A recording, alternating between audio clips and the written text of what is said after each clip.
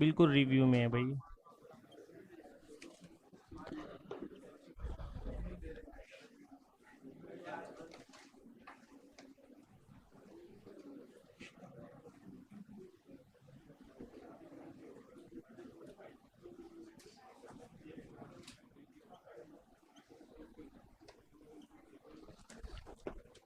क्या दिया इसमें? ए दिया है, कोई बात नहीं। अब सुन लो, प्रूफिंग का मतलब समझाता हूं मैं आपको। तो देखो, इस क्वेश्चन को मैं हटवा देता हूं, वैसे आपको बताता हूं दोनों का मतलब क्या होता है। प्रूफिंग वाला ग्रुप आपका रिव्यू में होता है, बिल्कुल पहला ऑप्शन प्रूफिंग ग्रुप रिव्यू के अंदर आता है। प्रूफिंग फाइल में जाके भी अपन सेट कर दे। आप कभी एमएस वर्ड में टाइपिंग करते हो तो होता है क्या, ऑटो करेक्ट हो जाता है। ऑटो करेक्ट का मतलब जैसे आपने लिखा THIS दिस, आपने टी स्मॉल लेटर लिखा और पहला टी है तो ऑटोमेटिक क्या हो जाता है, कैपिटल हो जाता है। सुनना पूरी बात। उसके बाद जैसे मान लो आपने THSI कर दिया तो ऑटोमेटिक इसे दिस बना देता है ये। ठीक है, इसे इस ऑप्शन को बोलते हैं हम प्रूफिंग वाला ऑप्शन होता है ये। स्पेलिंग से रिलेटेड ही है ये, लेकिन ये सारी सेटिंग जाके आप फाइल मेन्यू जो होता है ना, उसमें प्रूफिंग का ऑप्शन भी आता है। वहां जाकर आप सारी चीजें सेट कर सकते हो इनको। यानी उसके अंदर ट्रैक चेंजेस वाला ऑप्शन भी रहता है, प्लस उसके साथ रेड लाइन जो आती है वो भी हट जाएगी, फिर आना बंद हो जाएगी। प्लस डिफॉल्ट सेटिंग जो होती है इसकी चेंज करने का ऑप्शन प्रूफिंग में जाके आता है। ठीक है मेरी बात? तो वैसे फाइल के अंदर भी ऑप्शन होता है और रिव्यू में भी होता है। ठीक है, मैं इसे ठीक करवा दूंगा क्वेश्चन को।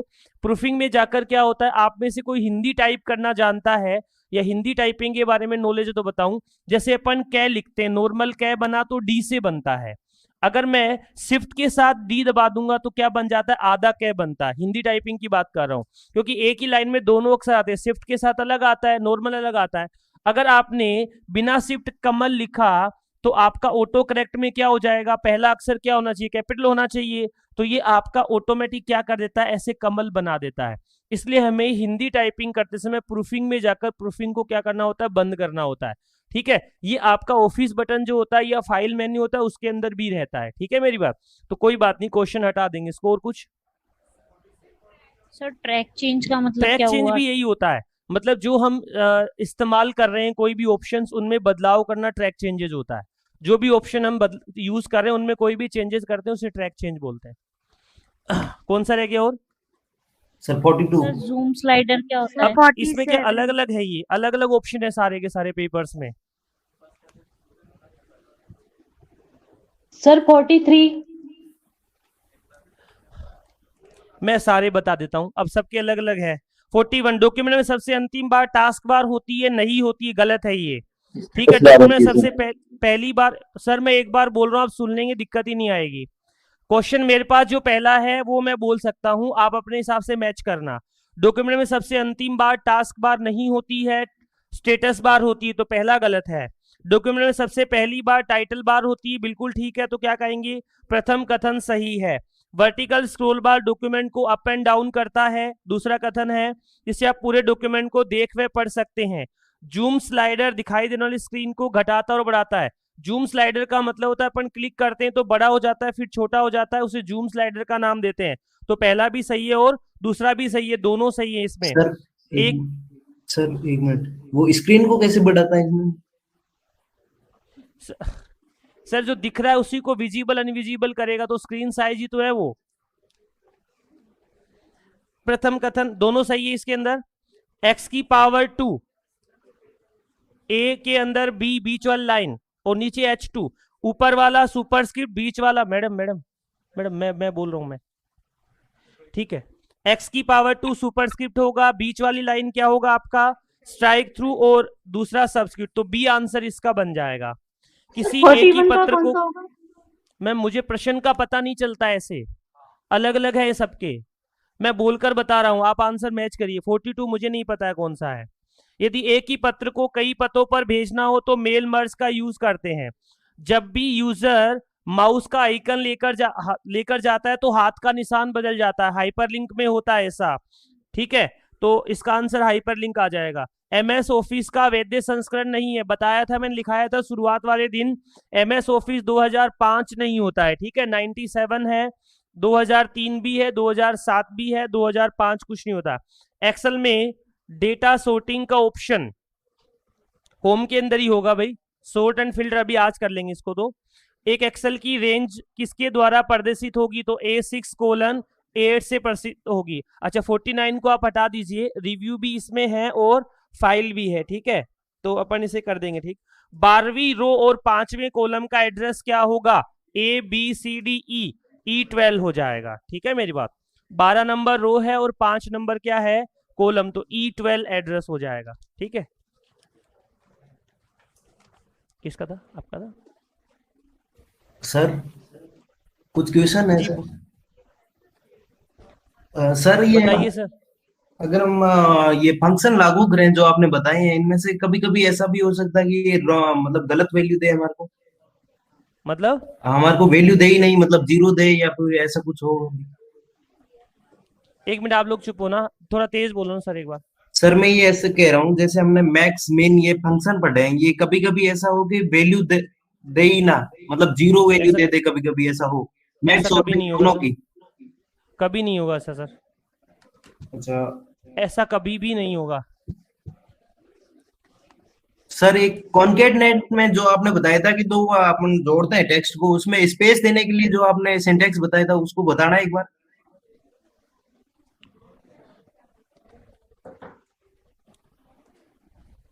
Equals to concatenate, function का नाम आ गया।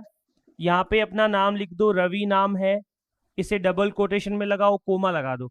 अगर आप यहाँ एड्रेस लिखते हो तो डबल कोटेशन नहीं लगाना होता, आप डायरेक्ट अगर कोई टेक्स्ट लिखते हो तो डबल कोटेशन लगाकर लिखनी होगी, फिर स्पेस आते हो, फिर डबल कोट्स, बीच में स्पेस रहना चाहिए, फिर कोमा लगा के फिर डबल कोटेशन में कुमार, ठीक है मेरी बात। अब क्या लिखा आएगा? रवि, फिर स्पेस आ जाएगा, फिर लिखा आ जाएगा कुमार, सर ठीक है। आपको डबल, ठीक हाँ है जी हाँ जी। सर, एक और आपने बताया था कि अगर वो सेल की मतलब रेंज से बड़ी हो वैल्यू तो स्टार स्टार आ जाएगा, तो अपन को क्या पता है कि सेल में कितनी की रेंज तक आ सकती वैल्यू? सर वो ऐसा कुछ फिक्स नहीं होता है, चौड़ाई से कम ज्यादा का फर्क पड़ता है, आप ज्यादा बड़ी रखोगे तो ज्यादा आ जाएगी, तो पकड़ के उसे ड्रैग करना पड़ेगा। Okay sir. और सर आपने बताया था एब्सोल्यूट वाला मतलब सेल रेफरेंस के बारे में, वो कब यूज होता है सर? जब अपने पास एक ही रेंज को कंटिन्यू यूज करना हो तब काम आता है वो। सर उस क्लास का वीडियो वापस देखो, उस दिन मैंने बताया था कब यूज करते हैं उसको। तो वो थोड़ा मेरे ध्यान से निकल गया था। सर उसमें है वीडियो में, तो आप देखेंगे तो दिक्कत नहीं आएगी। अब बात करते हैं आगे। एक्सेल को हमने थोड़ा बहुत पढ़ा था 2-3 दिन से, लेकिन आज हम वापस से शुरू करते हैं। तो हम मेन्यू बार की सबसे पहले बात करेंगे। तो डिस्कशन करें तो एक्सेल के अंदर भी पहला मेन्यू बार का जो मेन्यू होता है वो कौन सा होता है? फाइल होता है। जो वर्ड की फाइल में ऑप्शन होते थे वही एक्सेल की फाइल में होते हैं। दूसरा ऑप्शन जो होता है इसमें भी कौन सा होता है? होम होता है, और होम का ही ऑप्शन किस में होता था? आपका वर्ड में होता था। तीसरा जो इसमें ऑप्शन होता है वो इंसर्ट होता है, और इंसर्ट का ऑप्शन ही वर्ड में होता था। चौथा ऑप्शन इसके अंदर होता है जिसे हम कहते हैं पेज लेआउट। कौन सा कहते हैं? Page layout. पहला, दूसरा, तीसरा, चौथा उसमें कौन सा होता था? कौन सा होता था? रेफरेंसेस इसमें नहीं होता है। चौथा इसमें रेफरेंसेस की जगह होता है फॉर्मूला। कौन सा होता है? फॉर्मूला। उसके बाद अगला होता है डेटा। ये दो नए जुड़ गए, एक तो फॉर्मूला, दूसरा कौन सा? डेटा। तीसरे का नाम क्या था हमारे पास जिसे हम कहते हैं रिव्यू, और पांचवें का नाम क्या था? व्यू। यानी कहने का मतलब MS एक्सेल 2010 की मेन्यू बार में भी कितने मेन्यू होते? 8। पहले का नाम क्या होता है? फाइल। फाइल में दोबारा नहीं पढ़ाऊंगा क्योंकि पूरा का पूरा हमने वर्ड में देखा था। सेव करना, ओपन करना, फिर प्रिंट करना, क्लोज करना, एग्जिट करना, वो सारे के सारे ऑप्शन कॉमन थे। यही पावर पॉइंट में सेम का सेम आएगा। फर्स्ट डे मैंने आपको बताया था कि फाइल वाला option Word, Excel, PowerPoint तीनों में क्या होता है? एक जैसा होता है। तो एक लाइन लिखो, MS एक्सेल की मेन्यू बार में MS एक्सेल की मेन्यू बार में 8 मेन्यू होते हैं। MS एक्सेल की मेन्यू बार में 8 मेन्यू होते हैं। नाम लिख दो इन सबके। सबसे पहले का नाम क्या है? फाइल। बात करने की जरूरत नहीं थी। अब यहां पर पहले का नाम क्या है? होम। होम में कुछ चेंजेस होते हैं जो वर्ड में नहीं थे, वो एक्सेल में कुछ चेंजेस लेकर आता है। होम के अंदर क्लिपबोर्ड वाले ऑप्शन में एक नया ऑप्शन जुड़ता है, वैसे तो वर्ड में भी होता है, जिसे हम कहते हैं पेस्ट स्पेशल। किस नाम से जानते हैं? कट कॉपी पेस्ट का ऑप्शन तो था ही था, उसके अलावा एक नया ऑप्शन जुड़ता है जिसे हम क्या कहते हैं, पेस्ट स्पेशल का ऑप्शन कहते हैं। ध्यान से देखना, कुछ बात कर रहा हूं। पेस्ट स्पेशल में क्या होता है, जैसे मैं एक टेबल बना रहा हूं, 1 2 3 4,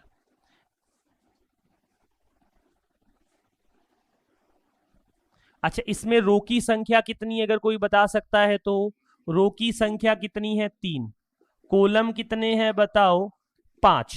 एक वर्ड होता है जिसे हम कहते हैं क्या करना, ट्रांसपोज करना। क्या वर्ड लिखा है? ट्रांसपोज करना। अब ट्रांसपोज का मतलब क्या होगा, आप देख लीजिए क्या होगा, देखो एक बार। कॉलम का नाम क्या हो जाएगा? ABC। रो का नंबर क्या हो जाएगा? परिभाषा क्या हुई ट्रांसपोज को?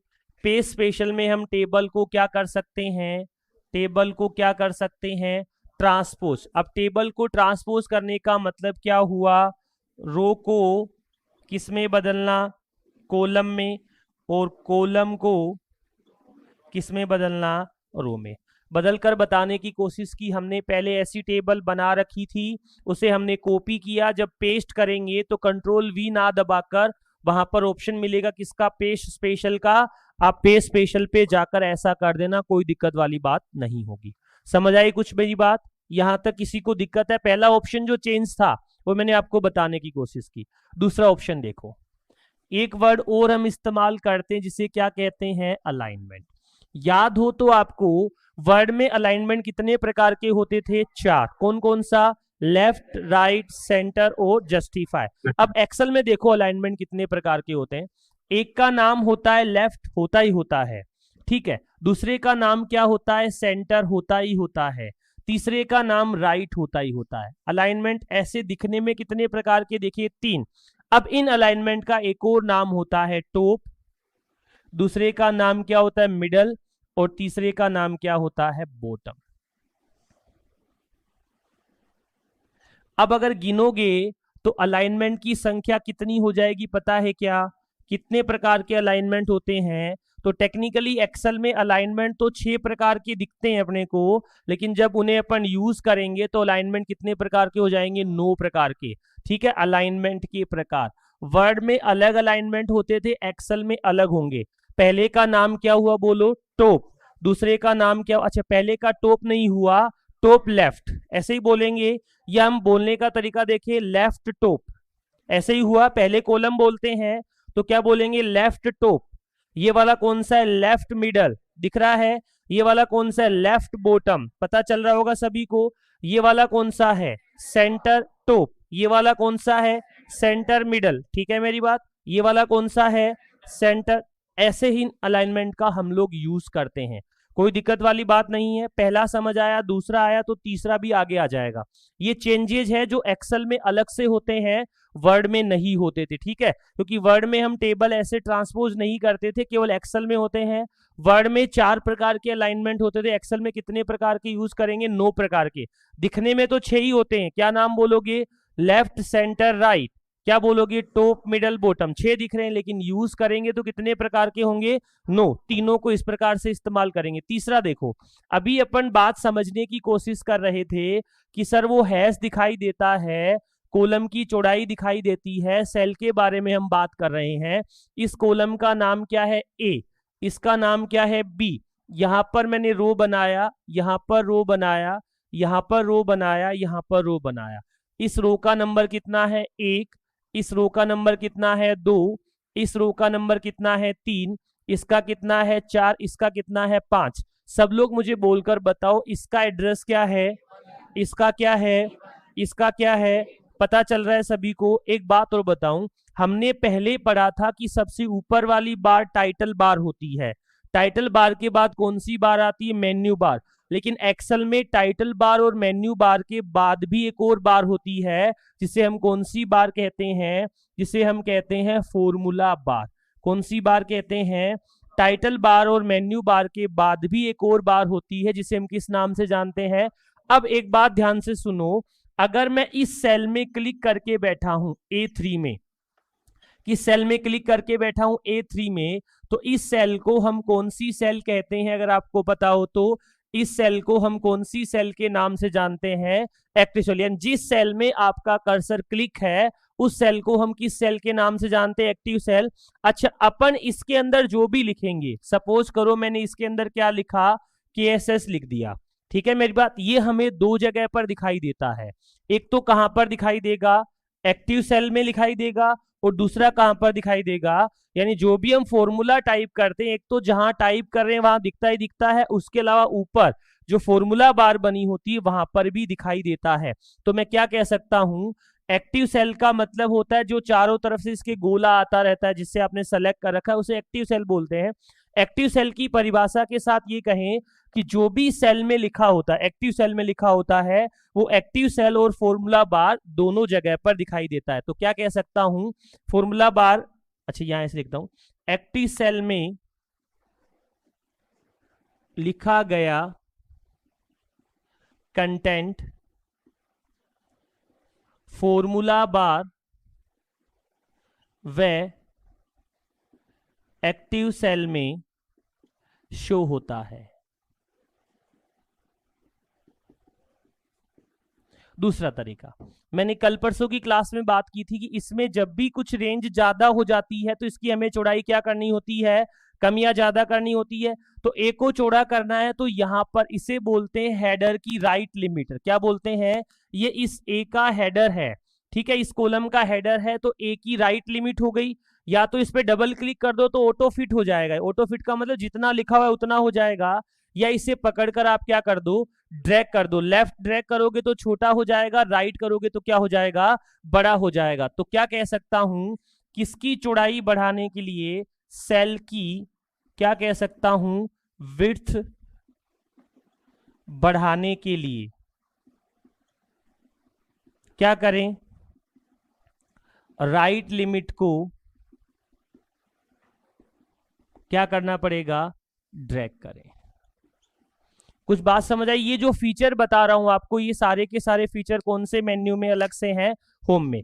सबसे पहला होम की बात कर रहे थे, पहला कौन सा बताया, पेज स्पेशल, क्या काम करता है, टेबल को ट्रांसपोज करता है। ये मैंने कितने की टेबल बनाई, 5x3 की बनाई थी। 5 क्या थे कॉलम, 3 क्या थी रो, ट्रांसपोज करते ही क्या बन गया, 5 क्या हो गई रो, 3 क्या हो गई कॉलम। पहला समझ आया। आगे चलते हैं। अलाइनमेंट कितने प्रकार के होते हैं, 9 प्रकार के। टेक्निकली 3 बोलते हैं लेकिन करेंगे यूज तो कितने प्रकार के, सॉरी 6 बोलते हैं लेकिन यूज करेंगे तो कितने हो जाएंगे, 9। नाम बता दिया सबका। अब मैंने एक कॉलम बना रखा है ए और बी, ठीक है मेरी बात। इसमें जिस सेल पर मेरा कर्सर क्लिक होता है उस सेल को हम कौन सी सेल कहते हैं। अब जो भी एक्टिव सेल में लिखा होगा वो इसके जस्ट ऊपर फॉर्मूला बार होती है, उस फॉर्मूला बार में भी दिखता है और साथ में किस में दिखता है, एक्टिव सेल में दिखता है। कुछ बात करते हैं, सेल की क्या बढ़ाना चाहता हूं, चौड़ाई मतलब विड्थ बढ़ाना चाहता हूं, तो कैसे बढ़ाऊंगा, ये इसकी हेडर होती है, कॉलम की हेडर। यहां से कुछ नहीं होगा, कहां से बढ़ानी पड़ेगी, इससे। लेफ्ट साइड करोगे तो कम हो जाएगी, राइट साइड करो तो ज्यादा हो जाएगी। ऑटो फिट का मतलब होता है जितनी दूर में कंटेंट लिखे उतनी दूर में करना, तो आप उस पर क्या कर दो, डबल क्लिक कर दो, हो जाएगा। लिख लीजिए फिर आगे बात करते हैं।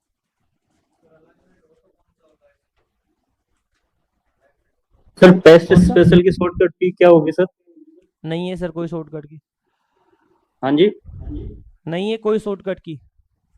बॉटम सर बॉटम होम रहता है। के अंदर जो सर MS वर्ड के होम में जो अपन ने ऑप्शंस पढ़े थे वो भी इसके अंदर होते हैं। हाँ हाँ जी।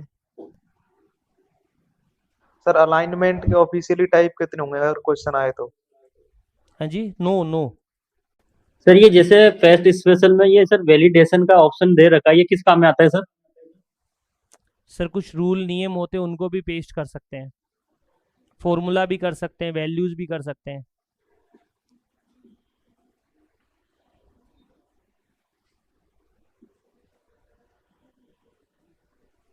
सर ये क्या लिखा हुआ है, राइट लिमिट को?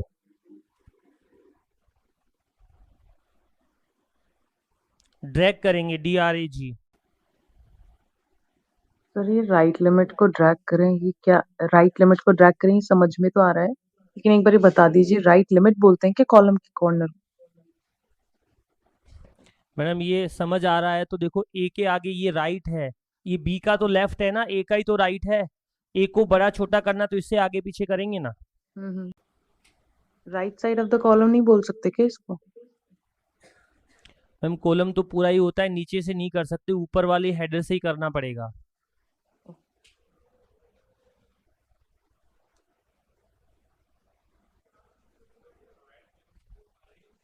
ड्रैग करेंगे सर, DRAG। तो सर इससे फिर जितनी भी सेल हैं इस ए कॉलम के अंदर वो सभी उनकी चौड़ाई बढ़ जाएगी। बिल्कुल हाँ, ऐसा ही होगा मैम। नो,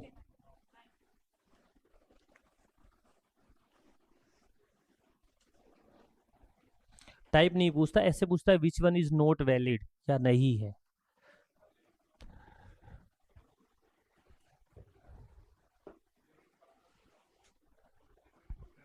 सर हाँ जी, इसको हाँ जी। लेफ्ट टॉप बोला जाएगा या टॉप लेफ्ट बोला जाएगा? लेफ्ट टॉप बोलेंगे ना।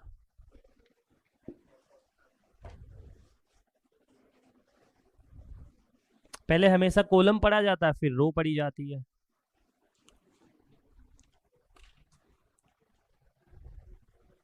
कंप्यूटर चालू करने का काम पड़ता है क्या आपका? कभी एक्सेल चालू किया है क्या? हाँ, तो यही समस्या है। डेली करते हैं सर। तो फिर कोई दिक्कत ही नहीं आनी चाहिए, फिर तो राइट लिमिट का प्रश्न ही नहीं बनना चाहिए। अब आपको मैंने पहले दिन एग्जाम्पल दिया था मे बी, वरना मैं वापस दे देता हूँ। क्या मैं टाइपिंग सिखाता हूँ, ठीक है। तो एक दिन एक्सेल का कोई फॉर्मूला बच्चा कर रहा था और उसका क्या, जैसे KSS लिखा हुआ है तो पूरा आ रहा है, इसके आगे उसने क्या लिख दिया, ऐसे एक और वर्ड लिख दिया KSS जयपुर। अब इससे क्या हुआ बताओ, ये KSS तो एक ही रो में था, एक ही सेल में था, वो आगे चला गया थोड़ा, ऐसा दिख रहा होगा सभी को। अब वो इसकी चौड़ाई बढ़ाने की कोशिश कर रहा है, ये कर रही है, मैं किसी का पर्टिकुलर नाम तो नहीं लूंगा। उसने क्या किया, इस कॉलम को पकड़ के स्क्रीन को ऐसे कर रहा था, ऐसे। मैं भाई क्या कर रहा है, वो सर जूम कर रहा हूँ। मैं कहा मोबाइल नहीं है ये तो अपना भी मॉनिटर है, टच ही नहीं है, फिर भी जूम ही कर रहा था। चलो ठीक है, अगर अपन टच नहीं कर रहे थे, मैं इस बात को झुटला देता हूं, फिर भी माउस से पकड़ के इसके साथ छेड़खानी कर रहा था। इसके साथ छेड़ करने से कुछ भी नहीं होगा। इसकी चौड़ाई अगर बढ़ाना चाहते हो ना, तो यहां से कुछ नहीं होगा, कहां से बढ़ाना पड़ेगा, इस हेडर से ही कम ज्यादा होगी। इसलिए मैंने कहा था हेडर की राइट लिमिट को करना पड़ेगा, सेल और कॉलम का कोई लेना देना नहीं है। दूसरी बात, आप ये कहो सर मैं तो इस ए को बढ़ाना चाहता हूं बाकी छोटे रह जाए, ऐसा नहीं होगा। पूरे कॉलम की चौड़ाई बढ़ेगी, पूरी रो की हाइट बढ़ेगी। आप चाहो तो इसको भी ऐसे कर सकते हो बड़ा छोटा, तो इसके लिए आपको इसको रो की जो नीचे वाली लिमिट है, बॉटम वाली, इसे नीचे करना पड़ेगा, ऊपर वाले से कुछ नहीं होता है, ठीक है। सर भाई साहब आप पढ़े लिखे हैं ना, इसका लेफ्ट तो इसके लिए राइट के लिए काम करेगा। भाई आप कहो सर लेफ्ट काम नहीं करिए, तो लेफ्ट इसका तो राइट है ए का, तुम लेफ्ट को इधर उधर कर लो, बी के लेफ्ट को, किसकी चौड़ाई बढ़ेगी, ए वाले की। इसके लेफ्ट में कुछ नहीं होता है। हाँ सर बोलिए बोलिए। सर ऐसे तो आता है पर वो क्वेश्चन पूछते हैं ना, वो समझ। हाँ अब एक मिनट भाई साहब, आप क्या कहना चाह रहे हैं? सर इसको कम ज्यादा करना है तो इसको पकड़ के इधर कर दो, इधर कर दो। इसको कम ज्यादा करना तो नीचे भी तो होती है पट्टी, उसको नीचे कर दो। हाँ, ये रो का हेडर है, ये कॉलम का हेडर, ये रो का हेडर। ये यहाँ पे एक नंबर लिखा होता है वो रो का होता है, और ये जो ए लिखा है वो कॉलम का होता है। चलो ठीक है, अब थोड़ी बातचीत कर रहा हूं, जिनको समझ आ जाए वो एक बार पढ़ना, नहीं समझ आए वो दोबारा क्लास देखने का कोई ऑप्शन है तो देखना, क्योंकि मैं मेरी तरफ से 101% कोशिश कर रहा हूं बताने की। उसको बार रिपीट करना फिर थोड़ा बहुत मुश्किल हो जाता है, क्योंकि पहले वाला एग्जाम्पल कट हो जाता है। फिर सुनो, अभी मैं आपको जनरल सी बात बता रहा हूं, समझ आ जाए तो बहुत अच्छी बात है, नहीं आए तो घर जाके प्रैक्टिकल करके देखना, मुझे परेशान मत करना। ये कह रहा हूं, ए लिखा, 1 लिखा, 2 लिखा, 3 लिखा, 4 लिखा और 5 लिखा। एक कॉलम है, सबके एड्रेस दिख रहे हैं। अब मैं ऑप्शन बता रहा हूं मर्ज करना। क्या बता रहा हूं? मर्ज करना। आप कहोगे गुरुजी हम तो कॉलम को क्यों मर्ज करें, रो को भी मर्ज करना चाहते, तो कोई बात नहीं, मैं उसका ऑप्शन भी बता देता हूं। ठीक है, इसका नाम क्या है ए, इसका नाम क्या है बी, इसका नाम क्या है सी, इसका नाम क्या है डी, इसका नाम क्या ई। मर्ज करने का मतलब तो आप जानते ही होंगे कि हम इन 2 को, इन 3 को, 4 को मर्ज कर सकते हैं, तो कर दो, कोई दिक्कत नहीं है। जैसे ही आप जिन्हें मर्ज करोगे तो कॉलम के नाम में तो कोई बदलाव आएगा ही नहीं। अब आप कहोगे सर मैं पहले को तो रख रहा हूं तो इसका एड्रेस क्या हो गया A1। अब नीचे वाले सबको मर्ज कर दिया तो 2 3 4 हो गया। कुछ बात समझ आई क्या कह रहा हूं? मैंने पूरी की पूरी तीनों को क्या कर दिया, मर्ज कर दिया। अब जिनको मैंने मर्ज किया है इसका एड्रेस पता है क्या रह जाएगा, A2 रह जाएगा। पेपर में सवाल पूछा जाता है क्या एक से ज्यादा सेल को मर्ज किया जा सकता है क्या, तो आप कहेंगे यस मर्ज कर सकते हैं। मर्ज करने का मतलब क्या हुआ कि A1 तो रख लिया मैंने, A2 A3 A4 को मर्ज कर दिया। अब पहले इसका एड्रेस क्या था A2, इसका क्या था, इसका क्या था, इसका क्या था। अब एड्रेस क्या बन गया, इसका एड्रेस क्या है, इसका क्या है पूरे का, A3 A4 एड्रेस गायब हो गए। A3 A4 नहीं बचे हैं, क्यों? क्योंकि उनको हमने A2 के साथ ही क्या कर दिया, मर्ज कर दिया। कुछ बात समझ आई क्या बताने की कोशिश कर रहा था? नीचे देखो, इस पूरे का एड्रेस क्या है A1, समझ आ रहा है सभी को? अब मैं कह रहा हूं कि मैंने इसे पूरे को ही मर्ज कर दिया। आपकी इच्छा है आप बीच में दो दो को मर्ज कर लो, जैसे आप मर्ज करना चाहते हो वैसे कर लो। आपने कहा सर इसका नाम तो कोई चेंज होगा नहीं, इधर से मैं मर्ज कर रहा हूं। किसको मर्ज कर दिया, A और B को मर्ज कर दिया। फिर C को मैंने सजीव रख लिया, कुछ भी नहीं किया। फिर मैंने D और E को मर्ज कर दिया, तो इसका एड्रेस क्या होगा बोलो, A1 हो जाएगा। इसके एड्रेस में कोई बदलाव नहीं आएगा, C1 ही रहेगा। इसका एड्रेस क्या हो जाएगा बोलो, इसका एड्रेस क्या हो जाएगा, D1। क्या बताया मैंने, मर्ज करना। एक सेल को या एक से ज्यादा सेल को एक साथ लाना क्या कहलाता है, मर्ज करना कहलाता है। तो लिखो, एक मिनट सुन लो पहले, एक से अधिक सेल को क्या करना, ज्वाइन करना। साथ में लाना क्या कहलाता है, मर्ज। एक और चीज बता रहा हूं, सुन लो पहले फिर आगे चलना। आपने कई बार देखा होगा ऐसे नाम लिखा, ऐसे लिखा, ठीक है कोई दिक्कत नहीं। एक लाइन में मैं चाहूं तो इस नाम को एक्सेल में ऐसे भी लिख सकता हूं। ऊपर क्या लिखूंगा, मेरा नाम, नीचे क्या लिखूंगा, सरनेम। अब मुझे क्या करना हुआ, एक ही रो में नहीं लिखना था, एक ही सेल में लिखना था, उसके ऊपर नीचे करना था। इसे एक्सेल की भाषा में कहते हैं टेक्स्ट रैपिंग। क्या कहते हैं, टेक्स्ट रैपिंग कहते हैं। और टेक्स्ट रैपिंग की शॉर्टकट की होती है एल्ट के साथ क्या दबाना होगा आपको, एंटर। एल्ट प्लस एंटर का मतलब क्या हुआ, सुनो मैं समझा देता हूं। आप सेल में लिखना चाहते हो तो कैसे लिख सकते हो, आपको कोई दिक्कत नहीं होती। ऐसे लिखने में तो कोई दिक्कत नहीं होती। आप जैसे ही एंटर दबाओगे, क्या दबाओगे, एंटर।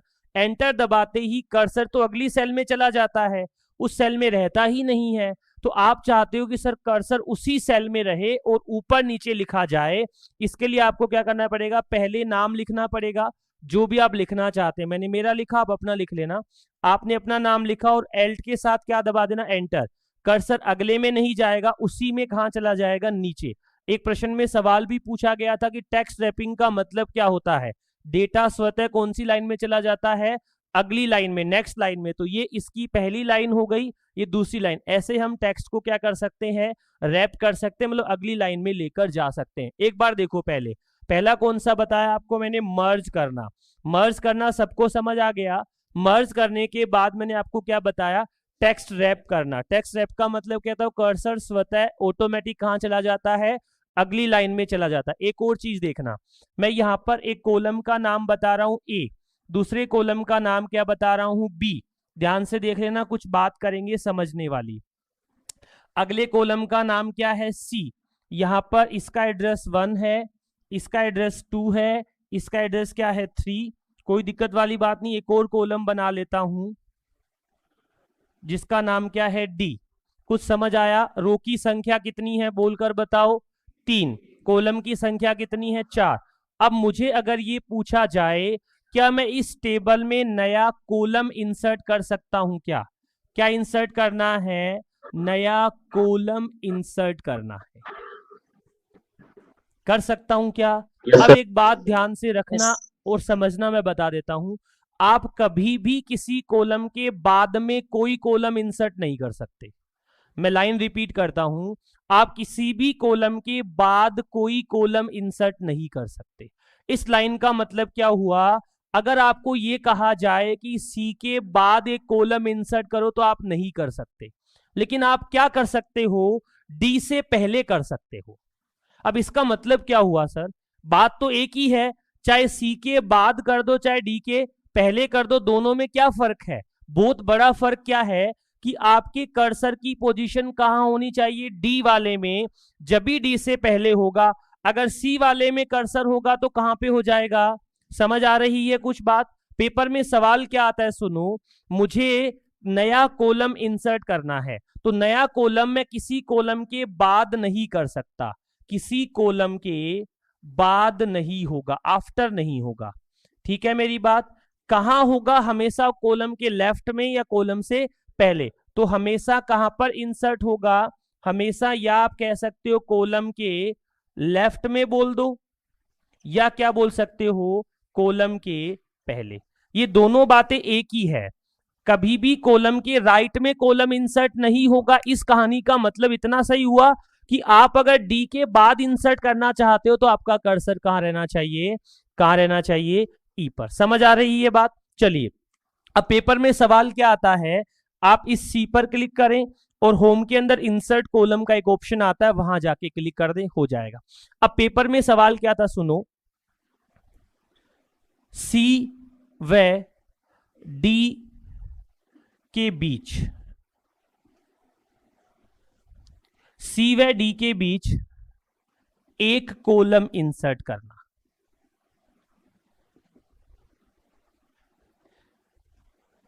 अब सी और डी के बीच एक कॉलम इंसर्ट करना चाहता हूं तो मुझे कौन से कॉलम में क्लिक करना पड़ेगा बोलो, तो मुझे क्या करना पड़ेगा, डी में क्लिक करें। इसी प्रश्न को थोड़ा सा मॉडिफाई कर देता हूं, मुझे कितने कॉलम इंसर्ट करने थे, एक, कहां पर, सी व डी के बीच एक कॉलम इंसर्ट करना चाहता था तो सीधा कर दिया। अब मैं बोल रहा हूं अगला प्रश्न इसी का है, सी व डी के बीच एक की जगह कितने कॉलम इंसर्ट करने हैं, 3 कॉलम क्या करने होंगे इंसर्ट। अब सी और डी के बीच में कितने कॉलम इंसर्ट करना चाहता हूं, 3, तो मुझे कितने कॉलम सेलेक्ट करने पड़ेंगे, 3 कॉलम सेलेक्ट करने पड़ेंगे। 3 कौन कौन से करने पड़ेंगे बताओ, एक तो आपका कौन सा आएगा, डी, एक कौन सा आएगा, ई, एक कौन सा आ जाएगा, एफ।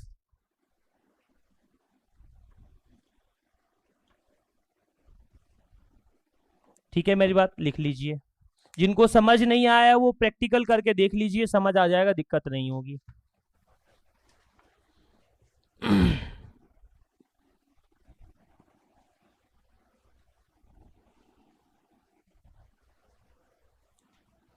सर ये जो टेक्स्ट रैपिंग है इसमें और ऑटो फिट कंटेंट में डिफरेंस होता है क्या?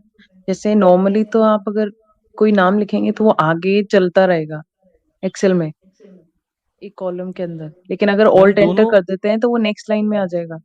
जी हाँ तो यही चीज ऑटो फिट कंटेंट करके होगा या सेम ही चीज है क्या है?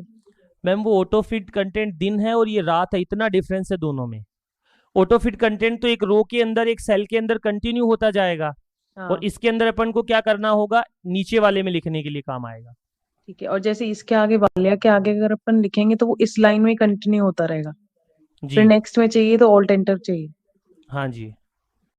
और सर ये जो मर्ज का ऑप्शन है इसके अंदर जैसे एक कॉलम में लिखा है एक नाम और दूसरे में फादर्स नेम लिखा है, जैसे उसको मर्ज कर देंगे तो वो दूसरे वाला उड़ जाएगा, दूसरे वाला उड़ जाएगा।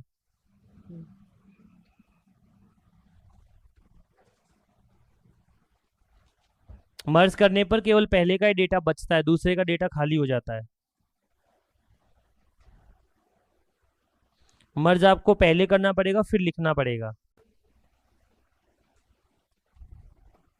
ठीक है, बाकी कल करेंगे। और कुछ सवाल हो तो बात कर लो, कोई दिक्कत नहीं है। सर लिखे हुए पे मर्ज होगा तो क्या होगा?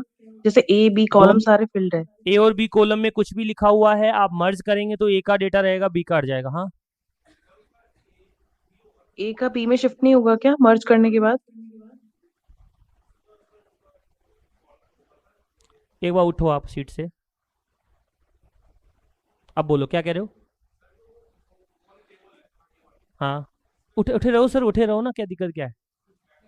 अच्छा ठीक है, बोलो क्यों होगा A3? सर इसका लिख रखा है मैंने 5 इसके अंदर, देखो आप ध्यान से। ये ये भी बोल के मैंने बताया था कि 1 2 3 4 को मर्ज कर दिया, तो अब कौन सा एड्रेस नहीं रहा? A3 का कोई एड्रेस नहीं है, A4 का कोई एड्रेस नहीं है, नीचे A5 का A5 आ जाएगा।